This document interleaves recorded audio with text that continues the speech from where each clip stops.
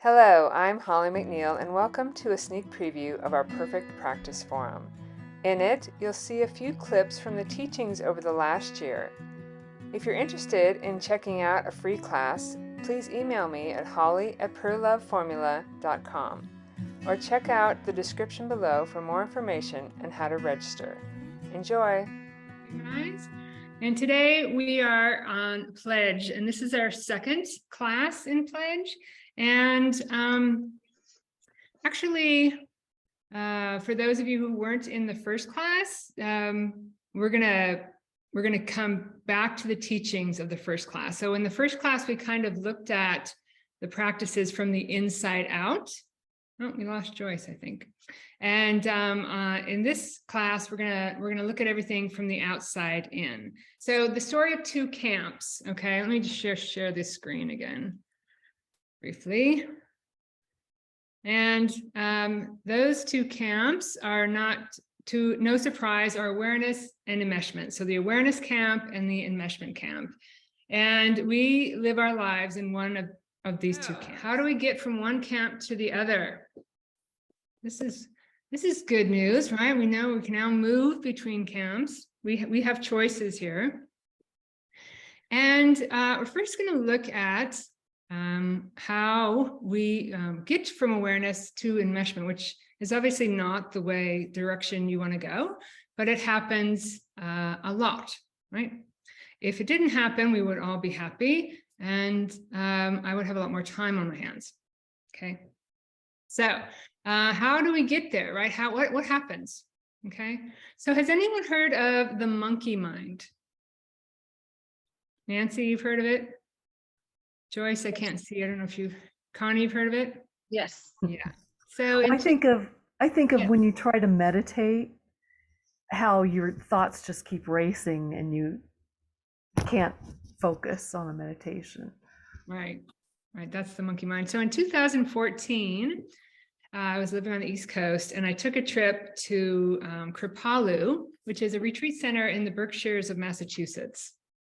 It's a beautiful place. Well, the building itself is not that beautiful, but the setting is beautiful. And I went to a retreat called Transforming Emotions into Wisdom Along the Path of Awakening.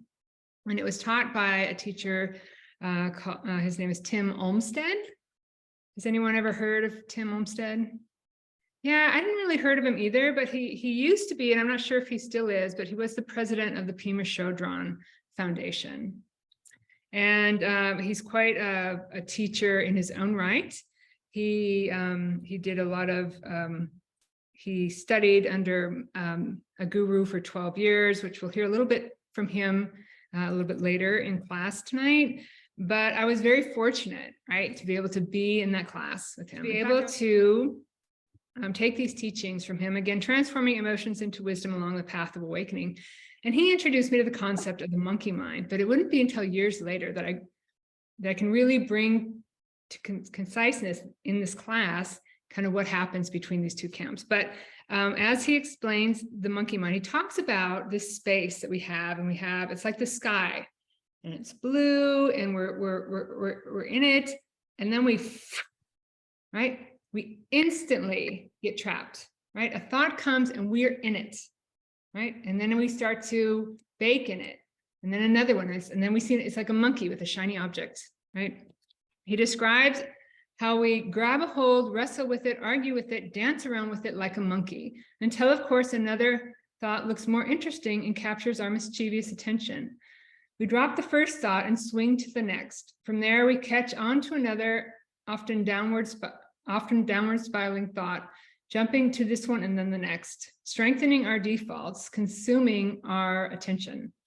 Rather than experiencing all life has to offer, we effectively live our lives in now our very closed tract of mainly negative bullshit. I added the bullshit part, right? So the most powerful thing we have is our attention. Do we really want to be flailing around like a monkey all the time, right? So this is how we get from one camp to the other. Here we are in awareness and meditation, and boom, right? It just happens. And this happens over and over and over again. And then we're back at it. Until, of course, we figure this out. So now we're going to look at, yay, how would we get from enmeshment back to awareness? And for those of you who've been in my class, which is all of you, what is the answer to this question? What do you need to do if you want to learn something? Repeat, repeat, repeat, repeat. Yes, exactly. You want to become familiar with it, recognize. And today we're going into this round of evaluate in this series, which is called Simple and Obvious. So Nancy, right? And why it isn't, well, for most people, this simple and obvious. When we're talking about simple and obvious, we're talking about finding our happiness, our wisdom, and our clarity, right? And so insights are a natural part of human experience. Learning when we're children is effortless and pleasurable. Trouble comes when we try to learn from the perspective of what we already know, okay? Spontaneous learning is impeded by compulsive thinking. And as we'll hear later in class tonight, thinking, our thought system, is a huge part of course, a huge part of our conditioning, but also a huge part of our obstacles.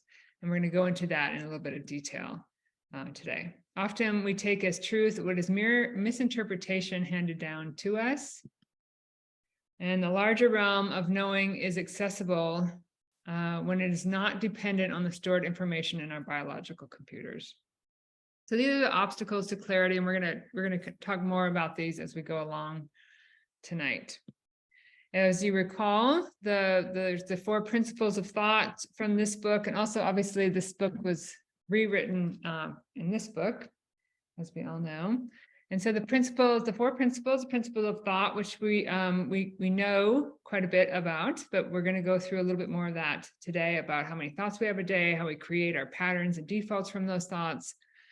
And then we see then our world is transformed through the laws of transformation of those thoughts. So any beliefs and patterns that we created, anything new that's brought in is filtered through those beliefs and patterns, and then they must follow those rules. And if they don't follow those rules, they're rejected. The principle of separate reality, which says because we each have so many thoughts and so many patterns and defaults, that no 2 people can see life in the same way. And we went through that last time when we looked at different pictures and what people saw based on those filters, right? And often those filters are from through a lens of the past. The principle of moods, which we're going to talk about more in detail here. So I'm going to skip that one right now. And then the principle of feelings, which says that really our feelings are an internal barometer of where we're at, right? And anytime we have a negative thought or emotion or feeling, that it should be a cue to us to turn around and walk the other way. If we can think of that simply, right? But unfortunately we don't. We feel like feelings need to be a guide for our lives, and we have to dig in. So pledge, evaluate, recognize, and this is evaluate 4. And we're continuing our talk on the middle way. I know, Connie, you weren't here last time, so let's kind of go. We're going to just do a little review of what the middle way is, and actually what it's called can be called as equanimity, right? No pushing, no pulling, and so what the heck is equanimity? Right. And so we talked about the Tao Te Ching, which is an ancient Chinese secret. No, it's an ancient Chinese book that talks, it's 81 chapters. I thought I had it right here, but I don't. Very poetic chapters, but really talks about the place where the Tao is the middle, the place where no energy is pushing in either directions, and it's hollow and empty. And its power is emptiness. We're going to talk more about emptiness and kind of how that relates to that kind of awareness we grew earlier on this year. Next month, but this month we're going to look more at what takes us off center. So the Buddhism defines equanimity as a balanced mind free from strong attachment and aversion. And so we're gonna look at that a lot today, attachment and aversion, pulling something towards us. If we're attached to it, we want it, we need it to be happy. Aversion is pushing it away. Both of those things take us off center. And one of the hardest things and most important teachings in Buddhism is to understand emptiness, or the center thing. Emptiness avoids both extremes, therefore is called the middle way. And so last month we kind of talked about it in the more kind of bigger philosophy points. It's in the Bhagavad Gita, and obviously we looked at the Tao Te Ching, but this time we're going to look at it in respect to what we've been talking about over the last year. And so you're going to see a little bit of a review, which is kind of nice because it kind of reminds you of a few things that we talked about over the year. But also what I love about these practices is that they all point back to the same kind of things, that all the different teachings and everything we've talked about all points back to kind of living without this pushing, without this pulling, with acceptance.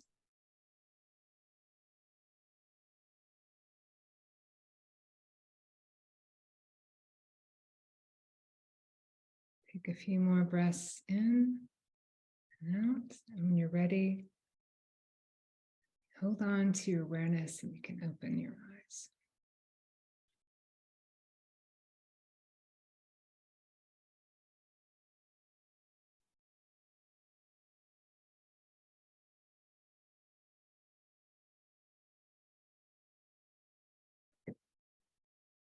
Okay. Well, that about wraps up our hour. I see we lost Joyce, unfortunately. Anybody have any other questions about the practice or the challenge? This makes sense. All right. Well, the next class is in 3 weeks. I hope everyone found this helpful.